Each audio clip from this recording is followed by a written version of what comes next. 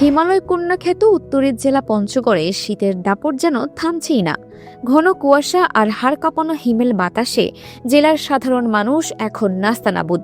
বুধবার সন্ধ্যার পর থেকেই জেলা জুড়ে ঘন কুয়াশার চাদরে ঢাকা পড়ে পথঘাট। বৃহস্পতিবার ২৫ ডিসেম্বর ২০২৫ সকাল ৬টা এবং ৯টায় জেলায় সর্বনিম্ন তাপমাত্রা ১০.৬ ডিগ্রি সেলসিয়াস রেকর্ড করা হয়েছে। স্থানীয়রা জানিয়েছেন, রাতভর কুয়াশা অনেকটা বৃষ্টির মতো ঝরছিল। আজ সকাল ৯টা পর্যন্ত সূর্যের দেখা না মেলায় কনকনে শীতের তীব্রতা চরমে পৌঁছেছে। বর্তমানে বাতাসের আর্দ্রতা রয়েছে ১০০%। জেলাটির উপর দিয়ে ঘন্টায় ৯ থেকে ১০ কিলোমিটার বেগে হিমালয় থেকে আসা হিমেল বাতাস বয়ে যাচ্ছে, যা হাড় কাঁপানো ঠান্ডার প্রধান কারণ।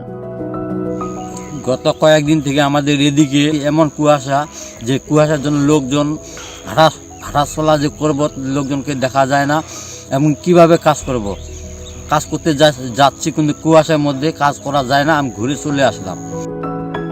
তীব্র কুয়াশার কারণে বৃহস্পতিবার ভোর থেকেই সড়ক ও মহাসড়কগুলোতে হেডলাইট জ্বালিয়ে চলাচল করতে দেখা গেছে যানবাহনগুলোকে।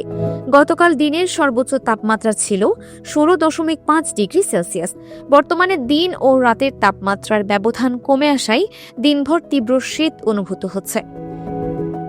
তেতুলিয়া আবহাওয়া অফিস জানিয়েছে, আগামী কয়েকদিন তাপমাত্রা একই রকম থাকতে পারে, তবে কুয়াশা ও হিমেল বাতাসের দাপট আরও বাড়ার সম্ভাবনা রয়েছে। শীতজনিত রোগ থেকে বাঁচতে শিশু ও বয়স্কদের বাড়তি সতর্কতার পরামর্শ দিয়েছেন চিকিৎসকরা। Multimedia desk, Dinajpur TV.